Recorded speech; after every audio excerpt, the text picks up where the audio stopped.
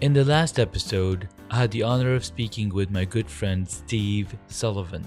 Being parents in this era is indeed a difficult task, as we have to balance the work view with the view of a much more moral world that somehow lost its value. But for now, enjoy this talk with Juliet Herman. In this episode, I'm joined with the amazing Juliet Herman. She's a partnership creator, communication whisperer. I'm just totally reading this off of her LinkedIn profile. So if you go check her out on LinkedIn, this is exactly what you're going to see.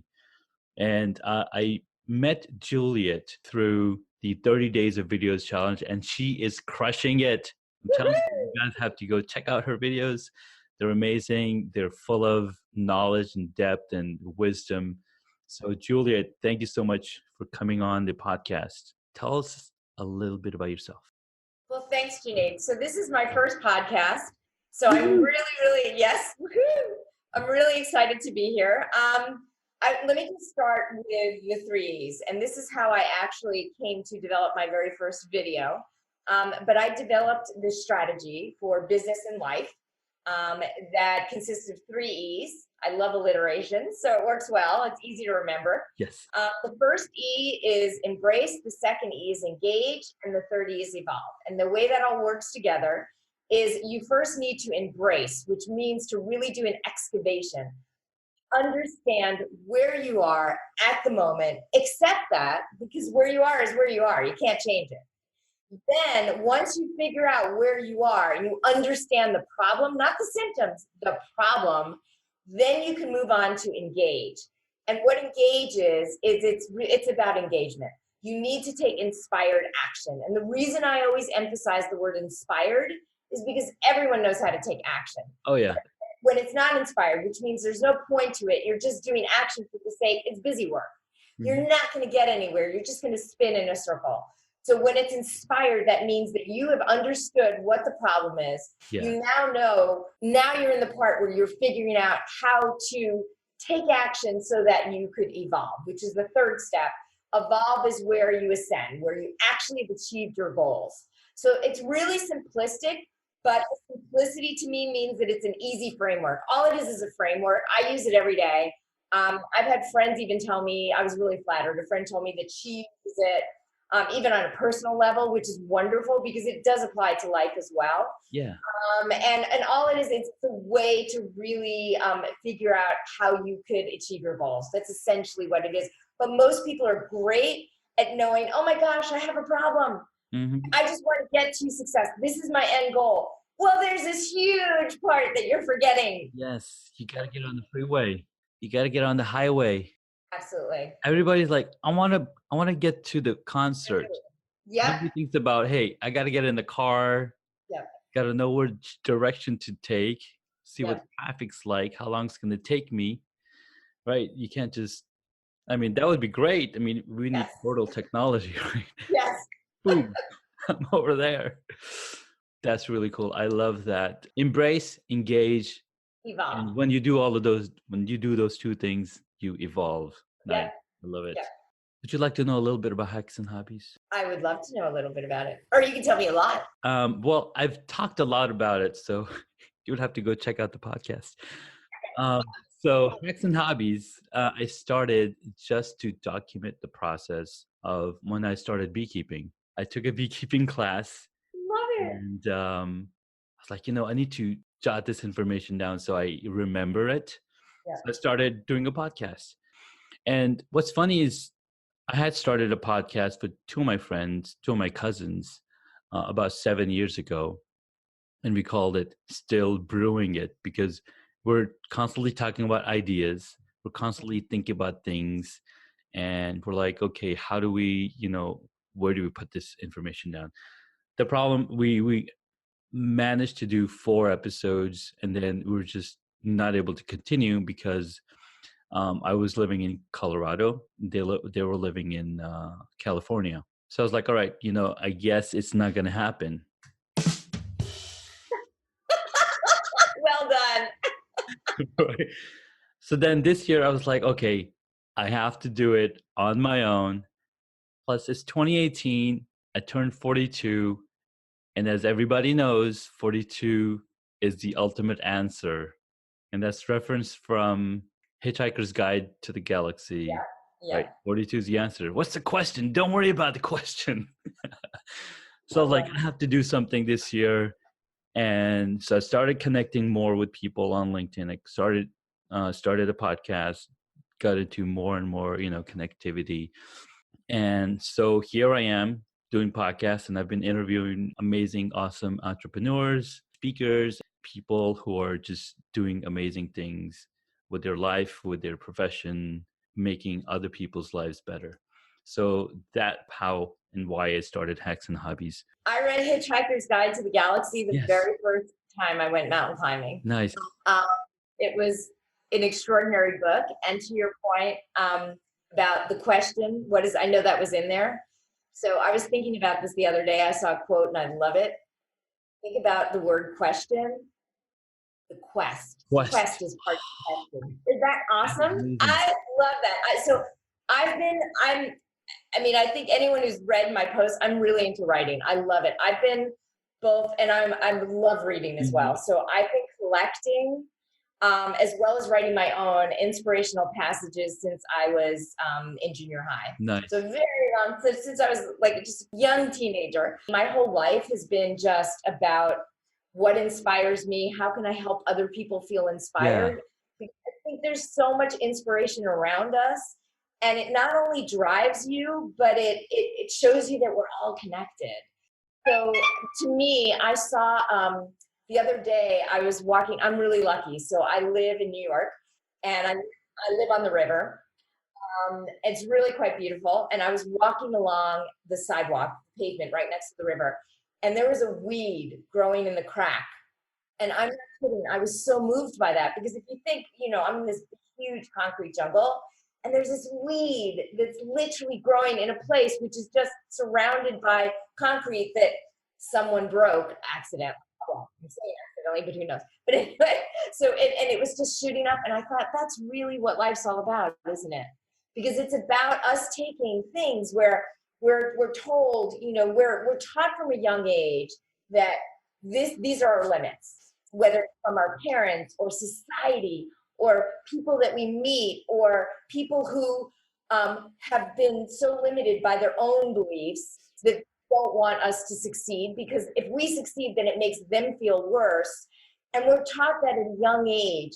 But then there are people like me who at a very young age, yes, I was taught that, I still was, and yes, there's still challenges I have, but I've always been this happy person because no matter what junk was going on around me or what I was told, I always knew inside my heart, and I developed this long before anyone ever taught me this, that the way to get through whatever was going on or whatever I was feeling was to smile. So it's really funny that as an adult, I eventually learned the term fake it till you make it. No one ever taught me that. I remember I would start to force myself to smile. So even that, do you know what I mean? It's like I would take that smile, it would start in my stomach, and I would bring it up, and eventually I would buy into it. I would feel that smile, and I would send it out there, and I would shoot it to you. And so to me, that's what life's all about. So to me, my whole life has been all about feeling inspired, being inspired, and helping other people. You're so on point with that because, see, I learned from Tony Robbins. Oh, yes. When I grew up, I learned about Tony Robbins, and I was like, oh my God, this guy's amazing. So all of my enthusiasm comes from, listening to his tapes and learning from him. He's great. Like, I grew up in Saudi Arabia. I was born in Pakistan. And, I went to school in a boys-only school. Oh, wow. So I graduated high school essentially. Then when I came to the United States, I was a different person. I was very sensitive. But then over time, I kind of built up a thicker skin and understood people and how they act and everything. And one time I was up late at night and I watched Tony Robbins speaking.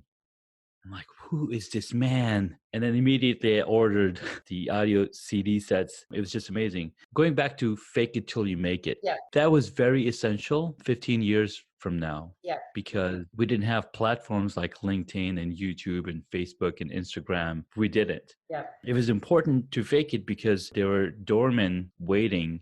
Like, you can't get through this door to be a public figure till you have done it on your own. So you have to fake it.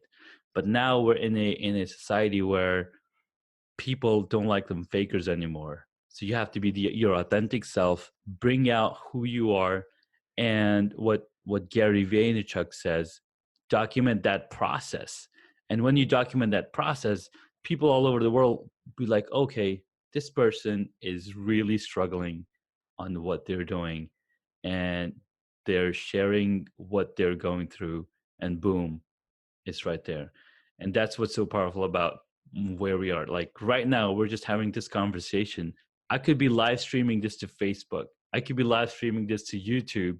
Any other platform that I want to, I could be live streaming it, and people would be commenting, "Oh, this is so awesome! This is so great!" Right? So we live in this awesome society where anything is possible. The one thing that I mentioned on many of my podcasts before is Ants Canada. Yes. Right? I had an ant farm when I was a kid, by the way. I had an ant farm when I was a kid, so I understand. I don't like insects. I can't even believe I had one, and I enjoyed it, and they all died. So I don't know if you can hear, but I hear a crying. I hear your daughter. Was that your daughter? Yeah. I love her.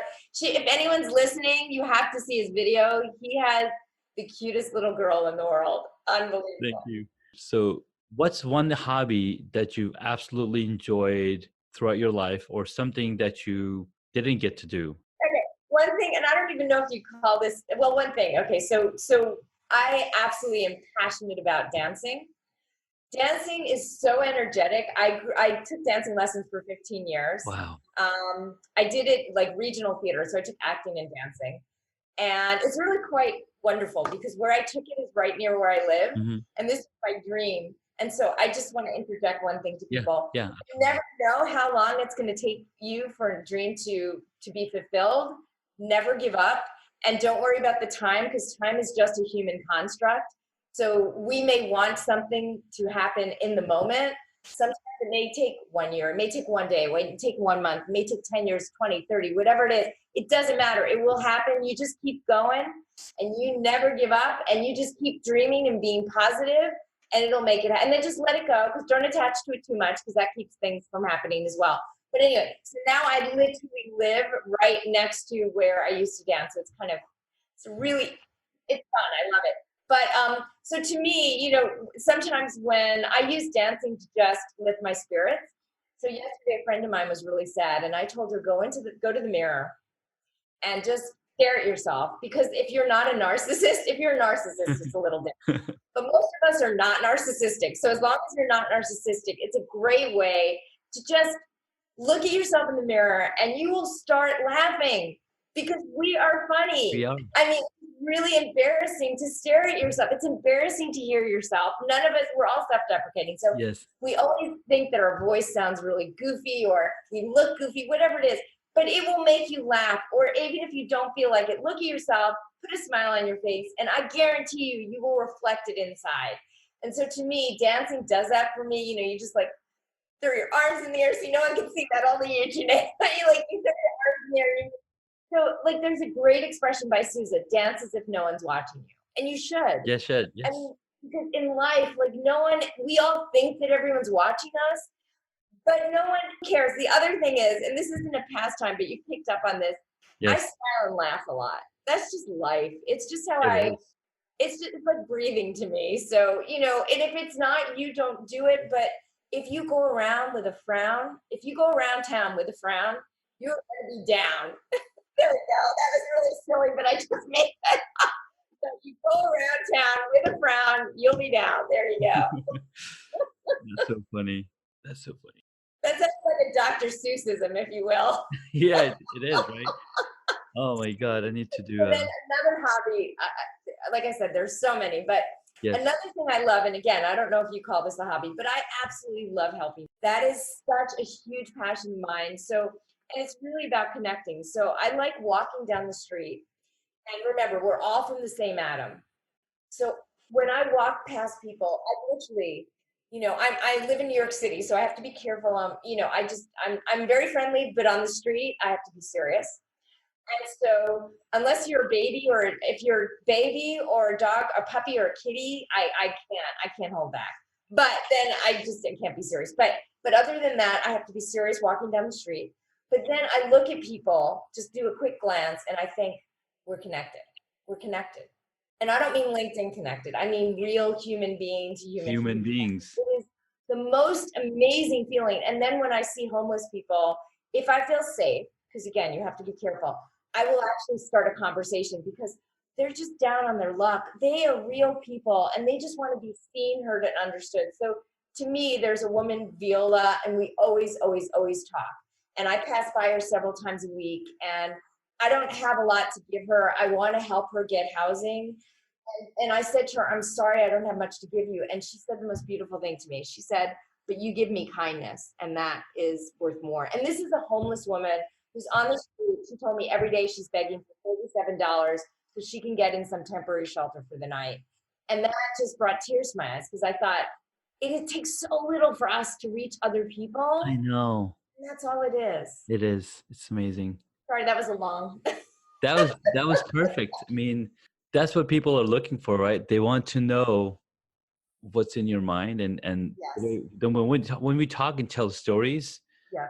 it opens up people's, it opens up the hearts. And what's really cool is human beings, we love stories. Yes. We love telling stories, we love listening to stories, because that's how we are taught from God. If you look at the Bible, if you look at the Quran, you look at the Torah, what is it? It's a collection of stories of what happened in the past and what we should take heed and a lesson from.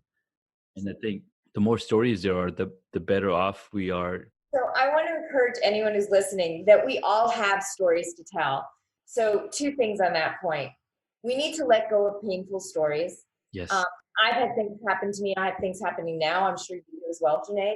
Mm-hmm. I mean, it's part of being a human being. It's this beautiful journey that's filled with all these twists and turns. Mm-hmm. And think of it like a roller coaster. When you're going down, you are screaming. It can be really painful. Yes. But guess what? You are going to bottom out. At some point, there's only so far you can go down because the earth there is a ground there. You're not going to sink, into the great beyond. Yeah. So remember, you will always reach a bottom. And at that point, when you reach it, if you're on your knees, then you crawl. You just crawl. And then eventually when you have the strength to pick up, you ask someone to help pick you up so you're in a semi-walking state. But you just keep moving because that's all it is. When you get that energy, and then eventually you'll be able to stand. But we all have a story. So when someone else, if you look down on someone else, then guess what? You're judging yourself because we are all connected. And so if I look down on you for any reason whatsoever, then I'm looking down on myself essentially because I genuinely believe we're connected. So if you see a homeless person, find someone you feel safe talking to. If not, give them a water. If you don't want to donate money, give them food, give them water. Or if you just see someone I was on the subway the other day and it was so disheartening. This woman with a toddler physically fell down the steps. It was really busy. It was right near 42nd Street. It's one of the busiest stations in the world. Wow. And she fell down. She literally was bleeding. She had a cut on her forehead. Oh my God. And I love children anyway. I immediately picked up her child. Yeah. And then I brought her child to her because I know they needed to connect. Yeah. Her shoes had been strewn. It was rush hour. People were physically stepping over it. It just hurt my heart to see this. And so I took her, I held her, I put my arm on her shoulder. We were total strangers. I said, take a deep breath. I'm here for you. How are you? Yeah. Let's talk. And I got her, she was hysterical. I got her to calm down. And then I said, okay, do you need me to call a doctor? She was embarrassed. I said, don't be embarrassed. I'm here. People were stepping over. I tried to put my body in the way to protect her. Yeah. I physically helped her up. I got her shoes. I was holding her daughter. I was really trying to take care of her, calm her daughter down. And it hurt my heart to see how no other human being, and I'm not kidding, there were hundreds of people stepping over us. No other human being helped her. So instead of thinking humanity stinks, which a lot of people think, I didn't take it that way. I thought, well, they saw someone taking care of her, so they thought they were in their own head. Just, I got to go, I got to do this. So I thought, well, I'm glad that I was able to help her. I walked her to the train. She would not allow me to get help. I made sure she was okay, got a tissue gave her a tissue, calmed her daughter down. So I left them as calm as I could. I embraced her and I embraced her daughter, and then I left. The reason I'm telling everyone this story is if you see something like that, I don't care if you're going to be late to your business meeting, throw a tissue in and walk away. At least give them a tissue. Like, do something, give a glance, anything, even if you don't have time to stop. Use your heart, use your compassion, throw a prayer, whatever you want to do. Just like remember that one day you're going to trip down the steps. And you're going to hope that someone, any human being, is there to help you, to just tell you it's going to be better. And maybe I'm using that as a metaphor. No, you may absolutely. physically fall down, but mentally you're going to have something happen. Whether your relationship is going to fall apart, you're going to get divorced, whatever it is. There's nothing so tragic that another human being can't help you. But the better you are at helping other people, the better you will be to attract those other people into the fold. That's right. Because all it takes is one human being to help another. You don't need 1,000 people. You just need one to see you and know that you're going to be okay. So don't forget, what you put out into the universe, it's going to come back to you. That's right. That's an amazing story. I love it. What's the one hobby that you said you wanted to get into acting? Yes. Okay. So that's my secret. So I took acting lessons for 15 years and I did regional theater. I did what's called summer stock. If anyone asks, they will have heard of it. So you needed to do that years and years ago it was one of the main ways to earn equity points to be able to be on Broadway. So I live in New York, so that's a big thing. Well, everyone knows what Broadway is. Yeah. So, and if you're from outside the US, if you're in the UK, it's the same as the West End. So Broadway is the ultimate theater, if you will, to be on stage for America. And anyway, so that was, a thought that I had. And then when I became a teenager and at 17 years old, I was offered a part to be on Broadway as a dancer and part of the chorus. And I had to turn it down because I had $400 to my name and I couldn't live off the money because it's very expensive to live here. So I turned it down and I went to college. But that's always been a thought in the back of my mind. Like, I'm not saying I would have been a great star actress. I would have been a great character actress versus the lead, if you will, because I think there's so much more fun in being a character. So that is one thing. And one day, I would love to do a commercial just for fun. I don't care if anyone watches it. It would be fun so I could say, you know what, I did it. So that would be the one hobby that I always regret. So what I would like to do, and hopefully starting next year, is public speaking. Because you can probably tell I'm not shy. You would do great in public speaking. Yeah, so I just come alive in front of people. It's really me. I'm not putting this on. This is genuinely who I am. So I think that would be a way to take my acting forward. Although when I want to caution everyone, it's not that I would be acting in public speaking. It's just bringing out those skill sets, if you will. So a few things that I learned this year. First of all, a couple of years ago, I joined Toastmasters. Oh, did you? I want to do that. Excellent platform. Yeah. To do, public speaking, learn public speaking, and it's a very safe environment. So that's something I would recommend you check it out. Number 2 is backstage.com. I remember that from acting. Right, so they're still around. I actually signed up with them about a few months ago. Really? One of my friends who actually recently moved to New York, he told me about it. And he's like, dude, I got these gigs. I just show up, I act, and I get paid. Wow. So I was like, all right, I'm going to check it out. So it was $100 a year. So I signed up, browsing through these casting calls. And there was one for Kaiser Permanente to come in, be a patient, and act like a patient. And I was like, all right, let me try it out. So they're like, oh, you can come on in and, check it out. So I went to it and I just had to pretend to be sitting in a waiting room at Kaiser Permanente, and they had all the camera gear and everything set up. And so I acted, I got up, the nurse came, I got up and then just walked. And I had to pretend to have knee pain. And I was like, I don't need to pretend because as a cyclist, I've had knee pain and I know what it feels like. So that was fun, and I got paid $100 to do that. So I would love to return do that. on investment was, just a couple of months finding the right gig. Well, so I was in the background of a music. This is terrible. I forgot his name, but anyway, Boots. Oh, I forgot his name. He's a really famous musician. But I was in the background. I was in California on a beach years ago, and literally, I was just in the background, so I didn't get paid or anything, and it was only a few minutes. But it was really, really, really fun. So I would love to do that. I will connect you with him. His name is please. Grayson Scott. Okay. He's thinking of starting his own podcast also. Great. He's a stand-up comedian. He's been doing that for 5 years. Oh my God, I'm going to get along so well with him. I used to do improv, so yes. I mean, not do it. Wait, let me take it back. I took lessons with it. You took lessons with it, right? He's doing really good. He's taking some classes at the Comedy Cellar down there in New York. Really funny guy. Yeah. So yeah, it's really good. So those are two things that you can, put down for 2019 and get in on that. Can I give a plug for a friend of ours? Absolutely. I have a really good friend, our good friends, Glenn Garnes and Rob House. They have this extraordinary service called Experts on Stage. Experts on Stage.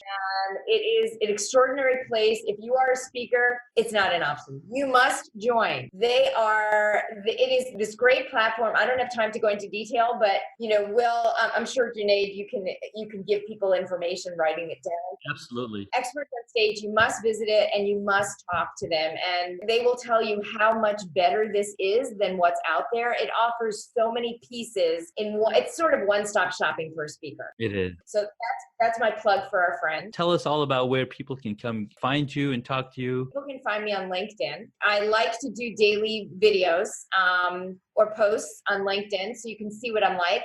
And you can see me in person. And as I've been told, I'll give you 2 tips that people say about me. Someone once said I was like a cup of coffee. And I said, is that an insult or a compliment? If you don't want to wake up, don't watch me.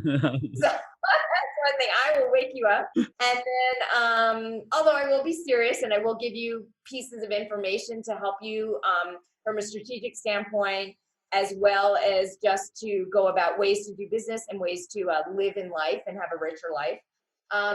And then, the 3 E's is something I'm really promoting.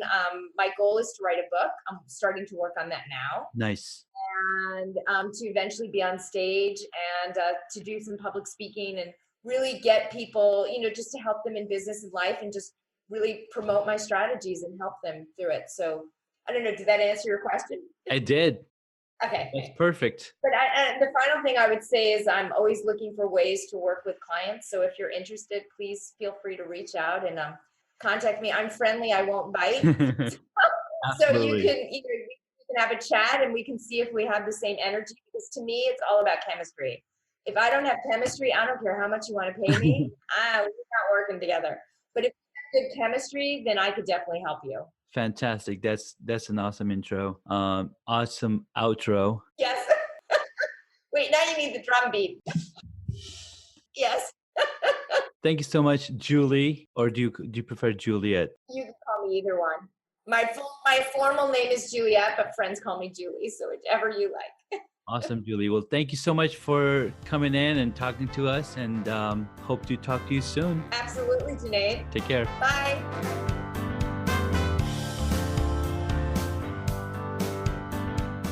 In the next episode, we get to speak with Kenyatta Turner.